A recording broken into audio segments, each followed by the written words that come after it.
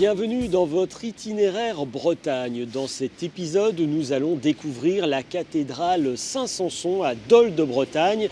Derrière cette façade un petit peu austère, il faut bien l'avouer, se cachent de magnifiques trésors et notamment une superbe verrière du XIIIe siècle.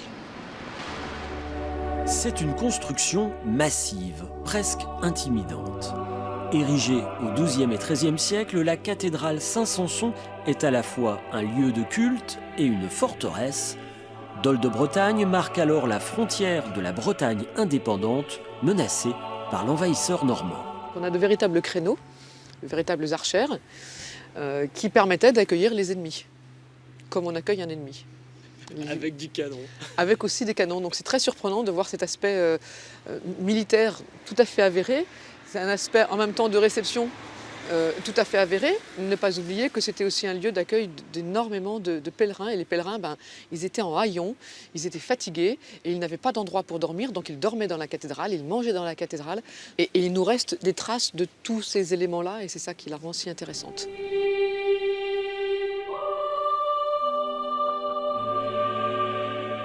Une fois à l'intérieur, le regard est immédiatement attiré vers le chœur et sa verrière du XIIIe siècle. À une époque où peu de gens savent lire, elle fait office de bande dessinée. Les pèlerins du Trobriez y contemplent l'histoire de leur foi. On voit très bien aussi une barque toute jaune avec sa voile toute blanche. Et cette barque représente la barque de Saint-Samson, qui est le fondateur de la cathédrale ici. Saint-Samson nous vient pas tout à fait d'Angleterre, du Pays de Galles ou d'Irlande ou peut-être même d'Écosse. Et donc forcément, il a traversé la mer. Donc on représente Saint-Samson avec sa barque et c'est même devenu maintenant l'emblème de la ville de Dol de Bretagne.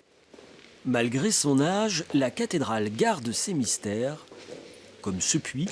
Il y a 6 ans, on l'a découvert dans cette chapelle, cachée sous une dalle. Il devait être là avant la construction de l'édifice. On pense qu'ils ont gardé le puits, mais pour pouvoir en garder l'accès, ils auraient donc creusé une galerie qui passe de l'autre côté de ce mur et que vous retrouvez sur ce dessin ici. Donc nous sommes là. Vous voyez qu'on a quand même 9,60 m de descente, ce qui est quand même conséquent.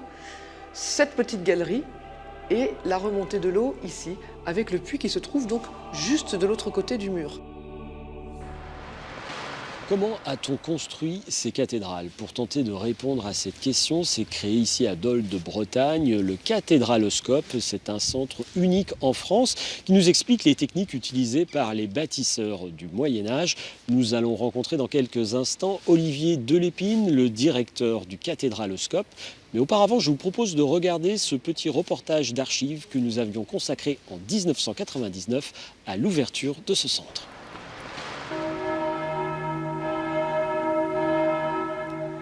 À Dol de Bretagne, il est un lieu où l'on peut découvrir les secrets des cathédrales. Son nom, le cathédraloscope. Ouvert au public à partir de vendredi, ce centre culturel est unique en Europe. Ici, toute une mise en scène de fresques, récits et maquettes nous aide à comprendre l'évolution de ces chefs-d'œuvre d'architecture gothique, l'évolution des techniques, toujours mises au service du symbole religieux. L'objectif principal des bâtisseurs, c'est en fait la quête de la lumière et l'élévation vers le ciel. Et donc, c'est de pouvoir matérialiser cette élévation vers le ciel et cette quête de lumière. Donc, on a réussi à le faire lorsque l'on a su maîtriser les voûtes à croisée d'ogives qui ont permis d'évider les murs et du coup, donc, d'avoir des éléments beaucoup plus hauts et de faire pénétrer la lumière beaucoup plus. Cathédrale, lieu de culte, mais aussi d'enseignement. Au cathédraloscope, on peut apprendre également que les sculptures et les vitraux avaient un véritable rôle d'encyclopédie religieuse. Alors Olivier Delépine, là on est devant une maquette de cathédrale gothique, celle de Dol de Bretagne. Oui, tout à fait. Comment expliquer qu'on soit passé donc d'une architecture romane à ce type d'architecture gothique? C'est quoi la logique? Alors on est parti en fin de compte d'une façon de construire où on empilait les choses avec le poids et puis petit à petit en fin de compte on a essayé de montrer que avec les structures, alors je ne veux pas rentrer dans le détail, mais c'est les voûtes croisées d'ogives qui reportent les forces sur les piliers, vont faire en sorte que les murs ne veulent plus avoir un rôle porteur. Et n'ayant plus un rôle porteur, on va pouvoir les percer. Et puis donc la lumière va rentrer, c'est aussi simple que ça. Et en même temps, ils ont voulu que la cathédrale se monte vers le ciel, bien sûr. Mais vous comprenez bien, plus on monte, plus c'est compliqué à faire tenir. Et donc là, on a commencé à penser les arcs-boutants qui ont reporté les forces à l'extérieur tout en laissant la lumière toujours rentrer. Et c'est ça qui a fait ces architectures tout à fait étonnantes. On peut imaginer que ça a été vraiment un défi technique, un défi aussi humain pour construire de telles cathédrales, parce que ce sont quand même des masses assez impressionnantes. Je trouve que c'est une audace folle. Je les connais, j'en connais pas mal. À chaque fois, je me pose la question, je me dis, mais il faut être à moitié fou pour pouvoir, je dirais, arriver à vouloir faire penser ça, en fin de compte. Hein. Et la chose qu'il faut comprendre aussi, c'est qu'il n'y a pas eu du jour au lendemain l'étincelle, quoi. Hein. Ça a été une succession, si vous voulez, d'apprentissage. Un tel qui était sur un chantier revenait en disant, attendez, moi j'ai trouvé une astuce pour améliorer.